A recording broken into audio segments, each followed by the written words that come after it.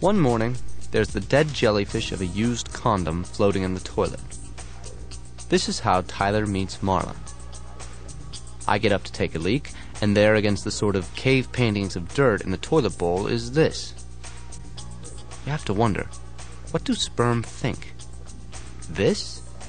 This is the vaginal vault? What's happening here? All night long I dreamed I was humping Marla Singer. Marla Singer smoking her cigarette. Marla Singer rolling her eyes. I wake up alone in my own bed, and the door to Tyler's room is closed. The door to Tyler's room is never closed.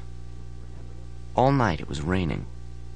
The shingles on the roof blister, buckle, curl, and the rain comes through and collects on top of the ceiling plaster and drips down through the light fixtures. When it's raining, we have to pull the fuses. You don't dare turn on the lights. The house that Tyler rents, it has 3 stories and a basement. We carry around candles. It has pantries and screened sleeping porches and stained glass windows on the stairway landing. There are bay windows with window seats in the parlor. The baseboard moldings are carved and varnished and 18 inches high. The rain trickles down through the house, and everything wooden swells and shrinks, and the nails in everything wooden, the floors and baseboards and window casings, the nails inch out and rust. Everywhere there are rusted nails to step on or snag your elbow on, and there's only one bathroom for the 7 bedrooms, and now there's a used condom. The house is waiting for something, a zoning change or a will to come out of probate, and then it will be torn down. I asked Tyler how long he's been here, and he said about 6 weeks. Before the dawn of time, there was an owner who collected lifetime stacks of the National Geographic and Reader's Digest. Big teetering stacks of magazines that get taller every time it rains. Tyler says the last tenant used to fold the glossy magazine pages for cocaine envelopes. There's no lock on the front door from when the police or whoever kicked in the door. There's 9 layers of wallpaper swelling on the dining room walls, flowers under stripes, under flowers, under birds, under grass cloth. Our only neighbors are a closed machine shop and, across the street, a block-long warehouse. Inside the house, there's a closet with 7-foot rollers for rolling up damask tablecloths so they never have to be creased. There's a cedar-lined refrigerated fur closet. The tile in the bathroom is painted with little flowers nicer than most everybody's wedding china, and there's a used condom in the toilet. I've been living with Tyler about a month. Tyler comes to breakfast with hickeys sucked all over his neck and chest, and I'm reading through an old Reader's Digest magazine. This is the perfect house for dealing drugs. There are no neighbors. There's nothing else on Paper Street except for warehouses and the pulp mill. The fart smell of steam from the paper mill and the hamster cage smell of wood chips in orange pyramids around the mill. This is the perfect house for dealing drugs because a bazillion trucks drive down Paper Street every day. But at night, Tyler and I are alone for a half mile in every direction. I found stacks and stacks of Reader's Digest in the basement, and now there's a pile of Reader's Digest in every room. Life in these United States. Laughter is the best medicine. Stacks of magazines are about the only furniture. In the oldest magazines, there's a series of articles where organs in the human body talk about themselves in the first person. I am Jane's uterus. I am Joe's prostate. No kidding. And Tyler comes to the kitchen table with his hickeys and no shirt and says, blah, blah, blah, blah, blah, he met Marla Singer last night and they had sex. Hearing this, I am totally Joe's gallbladder. All of this is my fault. Sometimes you do something and you get screwed. Sometimes it's the things you don't do and you get screwed. Last night, I called Marla. We've worked out a system so if I want to go to a support group, I can call Marla and see if she's planning to go. Melanoma was last night and I felt a little down. Marla lives at the Regent Hotel, which is nothing but brown bricks held together with sleeves, where all the mattresses are sealed inside slippery plastic covers so many people go there to die. You sit on any bed the wrong way, and you and the sheets and blankets slide right to the floor. I called Marla at the Regent Hotel to see if she was going to Melanoma. Marla answered in slow motion. This wasn't a for-real suicide, Marla said. This was probably just one of those cry-for-help things, but she had taken too many Xanax. Picture going over to the Regent Hotel to watch Marla throwing herself around her crummy room saying, "I'm dying, dying, I'm dying, dying, dying, dying." This would go on for hours. So, she was staying home tonight, right? So she was doing the big death thing, Marla told me? I should get a move on if I wanted to watch. "Oh, thanks anyway," I said, but I had other plans. "That's okay," Marla said. She could die just as well watching television. Marla just hoped there was something worth watching. And I ran off to Melanoma. I came home early. I slept. And now, at breakfast the next morning, Tyler's sitting here covered in hickeys and says Marla is some twisted bitch, but he likes that a lot. After Melanoma last night, I came home and went to bed and slept, and dreamed I was humping Marla Singer. And this morning, listening to Tyler, I pretend to read the Reader's Digest. A twisted bitch? I could have told you that. Reader's Digest. Humor in uniform. I am Joe's raging bile duct. The things Marla said to him last night, Tyler says, no girls ever talk to him that way. I am Joe's grinding teeth. I am Joe's inflamed, flaring nostrils. After Tyler and Marla had sex about 10 times, Tyler says, Marla said she wanted to get pregnant. Marla said she wanted to have Tyler's abortion.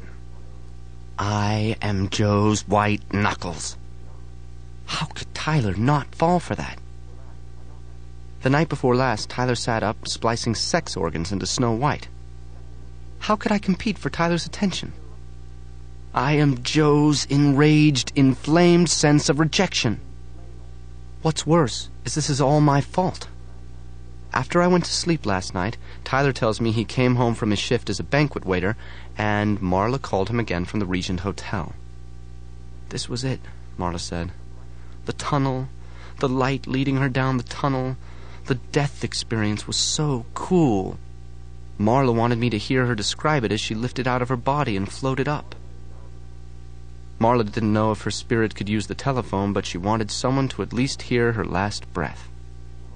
No. Tyler answers the phone and misunderstands the whole situation. They've never met, so Tyler thinks it's a bad thing that Marla is about to die. It's nothing of the kind. This is none of Tyler's business, but Tyler calls the police, and Tyler races over to the Regent Hotel. Now, according to the ancient Chinese custom we all learned from television, Tyler is responsible for Marla forever, because Tyler saved Marla's life. If I had only wasted a couple of minutes and gone over to watch Marla die, then none of this would have happened. Tyler tells me how Marla lives in room 8G on the top floor of the Regent Hotel, up 8 flights of stairs and down a noisy hallway with canned television laughter coming through the doors. Every couple seconds, an actress screams or actors die screaming in a rattle of bullets. Tyler gets to the end of the hallway, and even before he knocks, a thin, buttermilk sallow arm slingshots out the door of room 8G, grabs his wrist, and yanks Tyler inside. I bury myself in a Reader's Digest.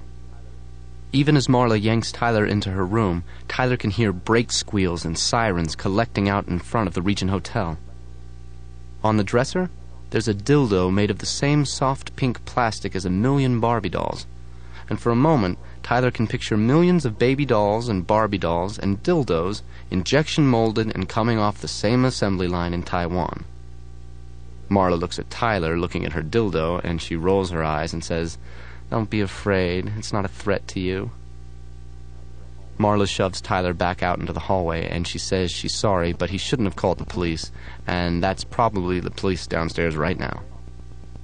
In the hallway, Marla locks the door to 8G and shoves Tyler toward the stairs. On the stairs, Tyler and Marla flatten against the wall as police and paramedics charge by with oxygen, asking which door will be 8G. Marla tells them the door at the end of the hall. Marla shouts to the police that the girl who lives in 8G used to be a lovely, charming girl, but the girl is a monster bitch monster. The girl is infectious human waste, and she's confused and afraid to commit to the wrong thing, so she won't commit to anything. The girl in 8G has no faith in herself, Marla shouts, and she's worried that as she grows older, she'll have fewer and fewer options. Marla shouts, "Good luck!" The police pile up at the locked door to 8G, and Marla and Tyler hurry down to the lobby.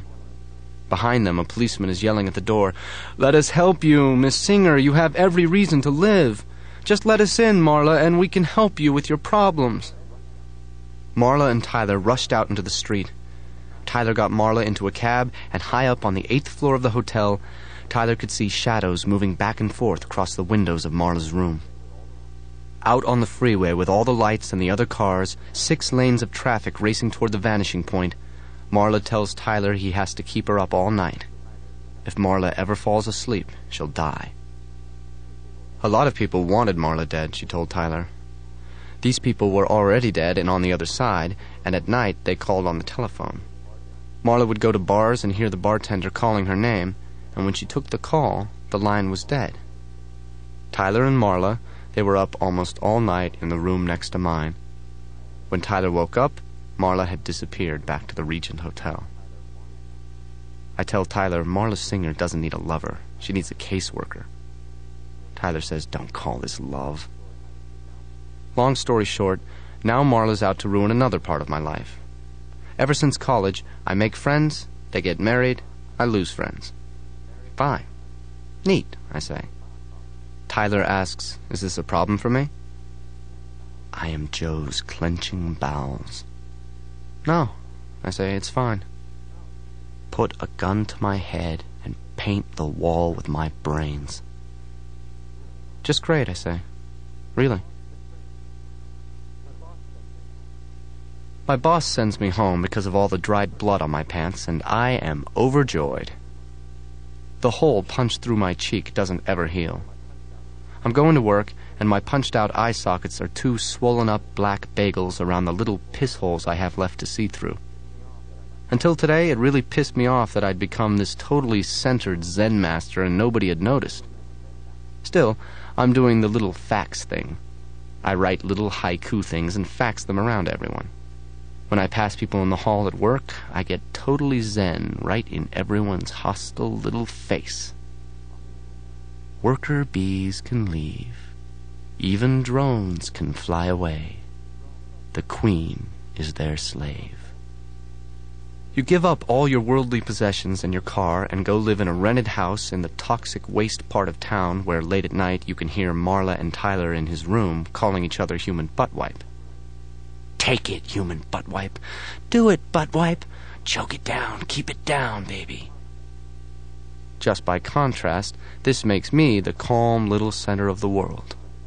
Me, with my punched-out eyes and dried blood and big black crusty stains on my pants, I'm saying hello to everybody at work. Hello. Look at me. Hello. I'm so zen. This is blood. This is nothing. Hello. Everything is nothing, and it's so cool to be enlightened. Like me. Sigh. Look, outside the window, a bird. My boss asked if the blood was my blood. The bird flies downwind. I'm writing a little haiku in my head. Without just one nest, a bird can call the world home. Life is your career. I'm counting on my fingers. 5, 7, 5. The blood? Is it mine? Yeah, I say some of it. This is a wrong answer. Like this is a big deal. I have 2 pair of black trousers, 6 white shirts, 6 pair of underwear, the bare minimum. I go to Fight Club. These things happen. Go home, my boss says, get changed. I'm starting to wonder if Tyler and Marla are the same person. Except for their humping every night in Marla's room. Doing it, doing it, doing it. Tyler and Marla are never in the same room. I never see them together. Still, you never see me and Zsa Zsa Gabor together, and this doesn't mean we're the same person. Tyler just doesn't come out when Marla's around. So I can wash the pants, Tyler has to show me how to make soap. Tyler's upstairs, and the kitchen is filled with the smell of cloves and burnt hair. Marla's at the kitchen table, burning the inside of her arm with a clove cigarette and calling herself human butt wipe. I embrace my own festering, diseased corruption, Marla tells the cherry on the end of her cigarette. Marla twists the cigarette into the soft white belly of her arm. Burn, witch, burn. Tyler's upstairs in my bedroom looking at his teeth in my mirror and says he's got me a job as a banquet waiter, part-time.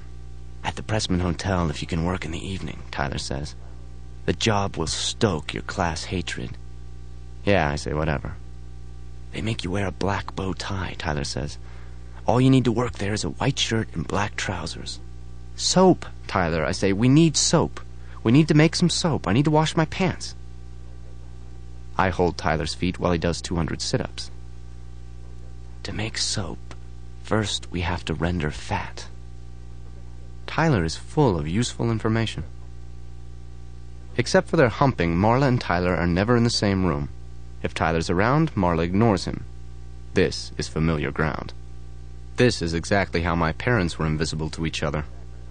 Then my father went off to start another franchise. My father always said, "Get married before the sex gets boring or you'll never get married." My mother said, "Never buy anything with a nylon zipper." My parents never said anything you'd want to embroider on a cushion. Tyler does 198 sit-ups, 199, 200. Tyler's wearing a sort of gummy flannel bathrobe and sweatpants. "Get Marla out of the house," Tyler says. "Send Marla to the store for a can of lye. The flake kind of lye, not the crystal kind. Just get rid of her." Me? I'm 6 years old again and taking messages back and forth between my estranged parents. I hated this when I was 6. I hate it now. Tyler starts doing leg lifts and I go downstairs to tell Marla, the flake kind of lie, and I give her a $10 bill and my bus pass. While Marla is still sitting at the kitchen table, I take the clove cigarette from between her fingers. Nice and easy.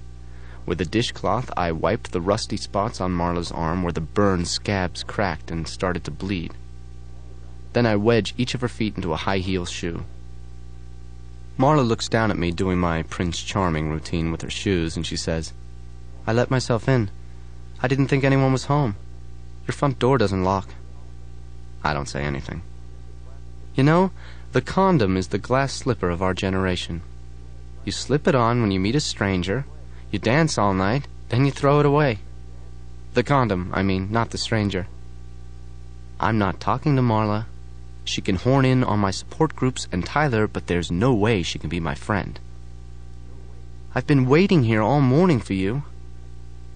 Flowers bloom and die.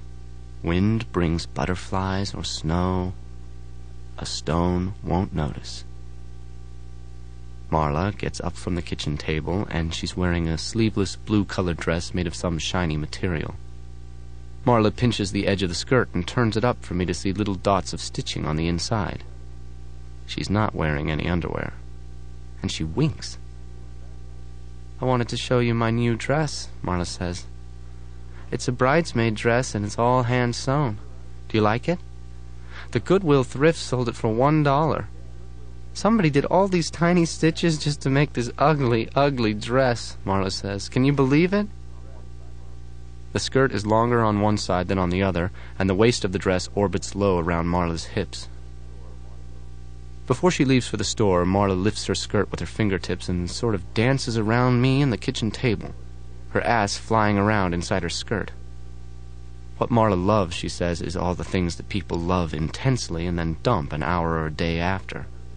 The way a Christmas tree is the center of attention, then after Christmas you see those dead Christmas trees with the tinsel still on them dumped alongside the highway. You see those trees and think of roadkill animals, or sex crime victims wearing their underwear inside out and bound with black electrical tape. I just want her out of here. The animal control place is the best place to go, Marla says. Where all the animals, the little doggies and kitties that people loved and then dumped, even the old animals, dance and jump around for your attention because after 3 days they get an overdose shot of sodium phenobarbital and then into the big pet oven. The big sleep, Valley of the Dog style, where even if someone loves you enough to save your life, they still castrate you. Marla looks at me as if I'm the one humping her and says, "I can't win with you, can I?" Marla goes out the back door singing that creepy Valley of the Dolls song. I just stare at her going. There's 1, 2, 3 moments of silence until all of Marla is gone from the room. I turn around, and Tyler's appeared. Tyler says, "Did you get rid of her?" Not a sound, not a smell. Tyler's just appeared. "First," Tyler says, and jumps from the kitchen doorway to digging into the freezer. "First, we need to render some fat." About my boss, Tyler tells me if I'm really angry, I should go to the post office and fill out a change of address card and have all his mail forwarded to Rugby, North Dakota. Tyler starts pulling out sandwich bags of frozen white stuff and dropping them in the sink. Me, I'm supposed to put a big pan on the stove and fill it most of the way with water. Too little water and the fat will darken as it separates into tallow. "This fat," Tyler says, "it has a lot of salt, so the more water the better." Put the fat in the water and get the water boiling.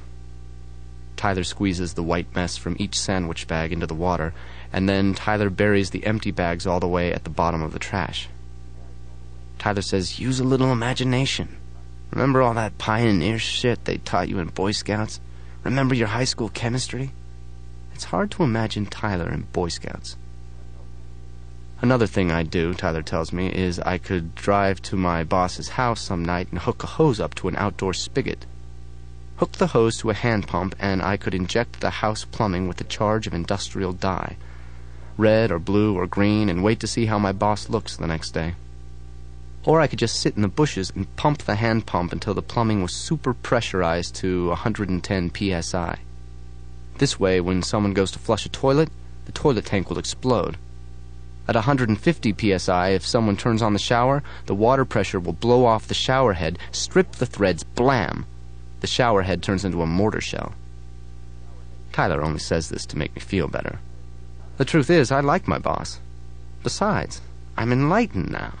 You know? Only Buddha-style behavior. Spider chrysanthemums, the Diamond Sutra, and the Blue Cliff Record. Hari Rama, you know, Krishna, Krishna. You know? Enlightened. Sticking feathers up your butt, Tyler says, does not make you a chicken. As the fat renders, the tallow will float to the surface of the boiling water. "Oh," I say, "so I'm sticking feathers up my butt?" As if Tyler here with cigarette burns marching up his arms is such an evolved soul. Mr. and Mrs. Human Butt Wipe. I calm my face down and turn into one of those Hindu cow people going to slaughter on the airline emergency procedure card. Turn down the heat under the pan. I stir the boiling water. More and more tallow will rise until the water is skinned over with a rainbow mother-of-pearl layer. Use a big spoon to skim the layer off and set this layer aside. "So," I say, "how is Marla?" Tyler says, "At least Marla's trying to hit bottom." I stir the boiling water. Keep skimming until no more tallow rises. This is tallow we're skimming off the water. Good, clean tallow. Tyler says I'm nowhere near hitting the bottom yet, and if I don't fall all the way, I can't be saved. Jesus did it with his crucifixion thing. I shouldn't just abandon money and property and knowledge. This isn't just a weekend retreat. I should run from self-improvement, and I should be running toward disaster. I can't just play it safe anymore. This isn't a seminar. If you lose your nerve before you hit the bottom, Tyler says, you'll never really succeed. Only after disaster can we be resurrected. It's only after you've lost everything, Tyler says, that you're free to do anything. What I'm feeling is premature enlightenment. And keep stirring, Tyler says. When the fat's boiled enough that no more tallow rises, throw out the boiling water. Wash the pot and fill it with clean water. I ask, am I anywhere near hitting bottom? Where you're at now, Tyler says, you can't even imagine what the bottom will be like. Repeat the process with the skimmed tallow. Boil the tallow in the water, skim, and keep skimming. The fat we're using has a lot of salt in it, Tyler says. too much salt and your soap won't get solid. Boil and skim. Boil and skim. Marla is back. The second Marla opens the screen door, Tyler is gone. Vanished. Run out of the room. Disappeared. Tyler's gone upstairs, or Tyler's gone down to the basement. Poof! Marla comes in the back door with a canister of lye flakes. At the store they have 100% recycled toilet paper, Marla says. The worst job in the whole world must be recycling toilet paper. I take the canister of lye and put it on the table. I don't say anything. Can I stay over tonight? Marla says. I don't answer. I count in my head. 5 syllables, 7, 5. A tiger can smile. A snake will say it loves you. Lies make us evil. Marla says, What are you cooking? I am Joe's boiling point. I say, Go, just get out, okay? Don't you have a big enough chunk of my life yet? Marla grabs my sleeve and holds me in one place for the second it takes to kiss my cheek. Please call me, she says. Please. We need to talk. I say, yeah. The moment Marla is out the door, Tyler appears back in the room. Fast as a magic trick. My parents did this magic act for 5 years.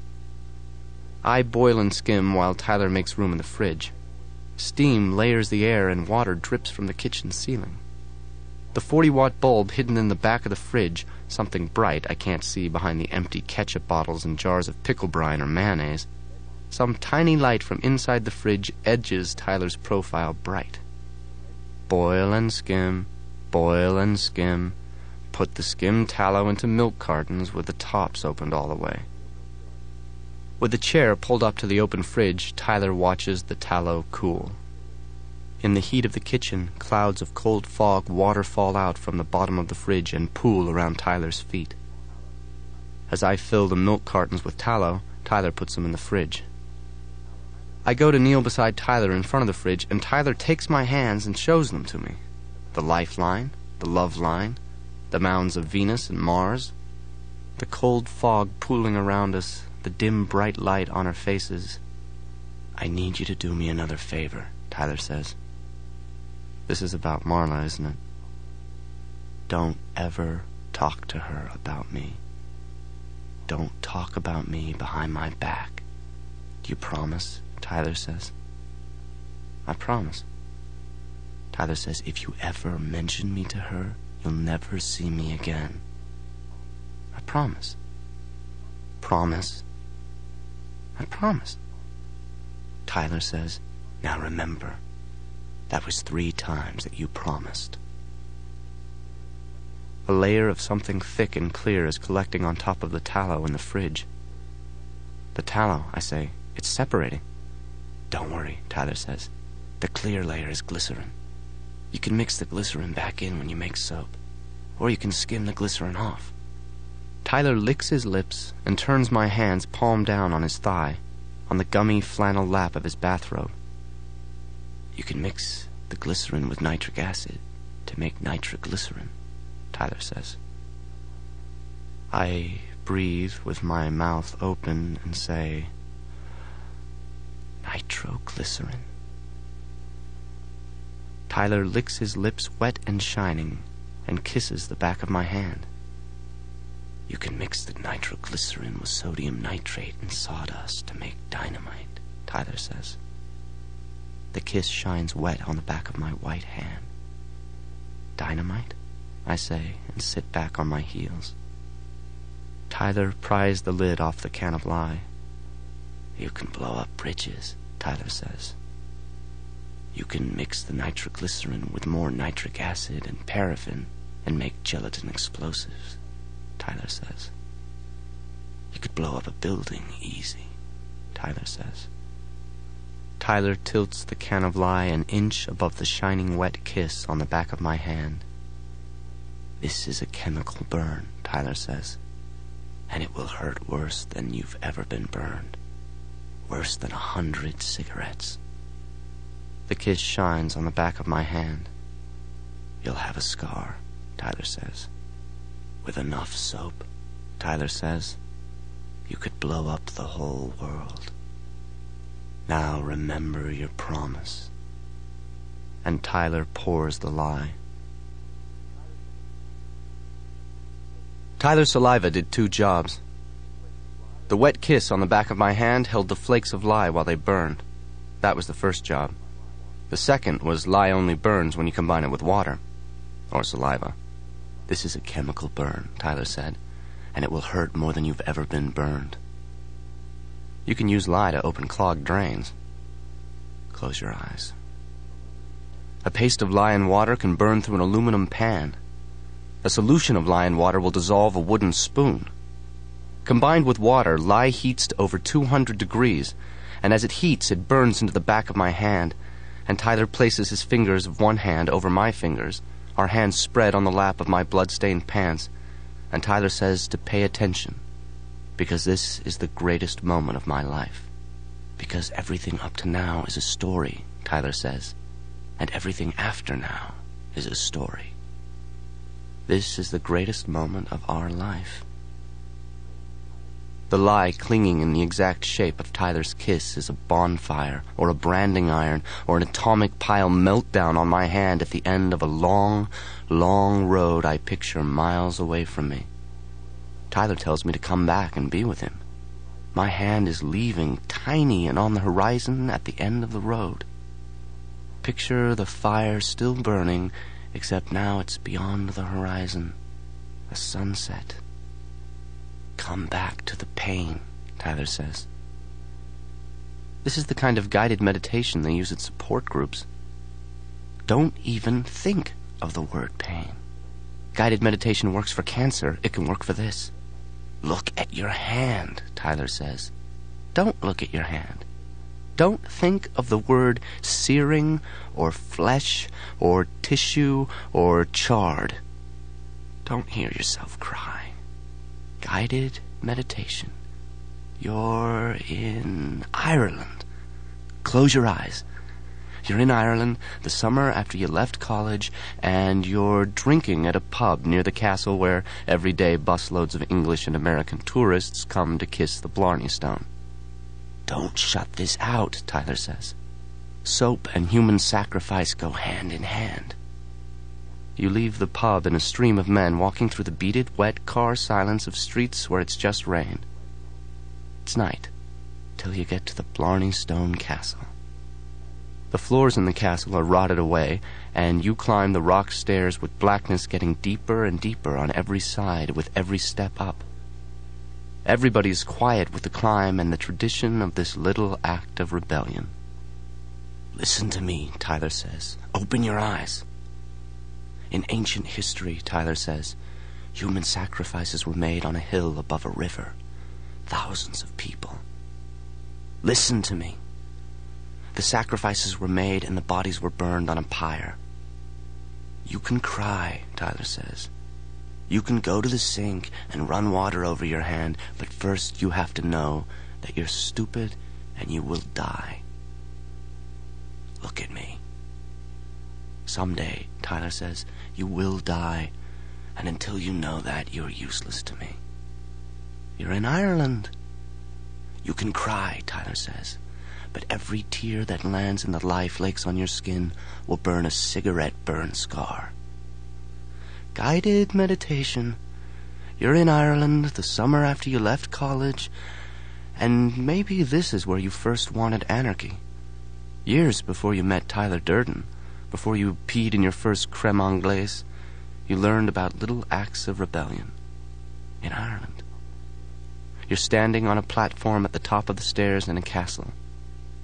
We can use vinegar, Tyler says, to neutralize the burning, but first you have to give up.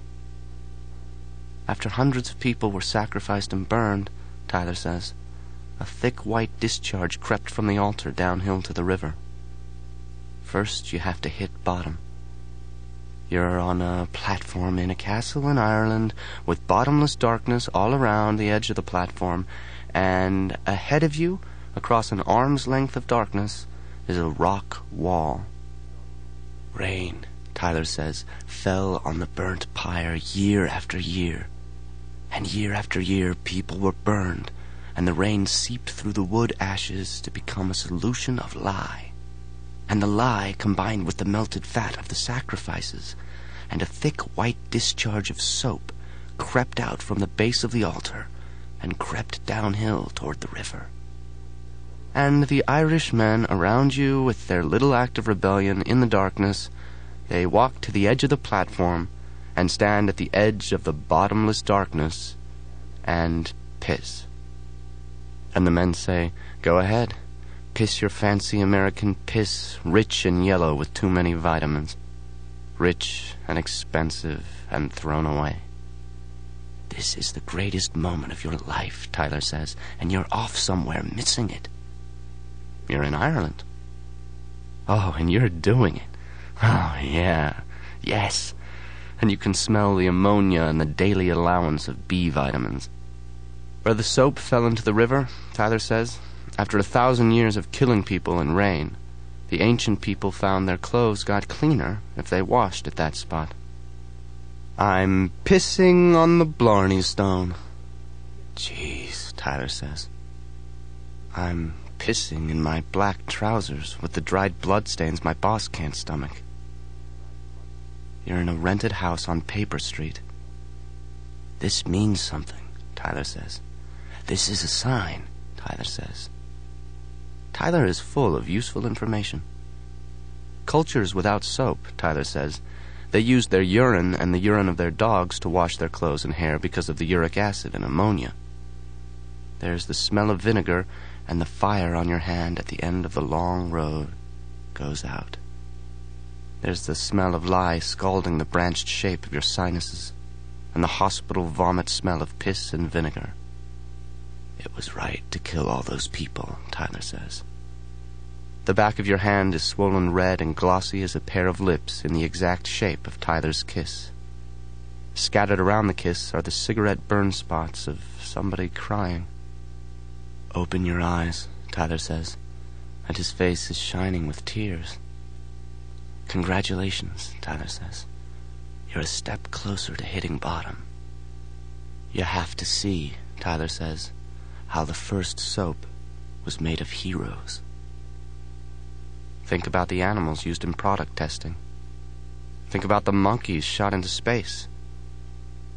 Without their death, their pain, without their sacrifice, Tyler says, we would have nothing.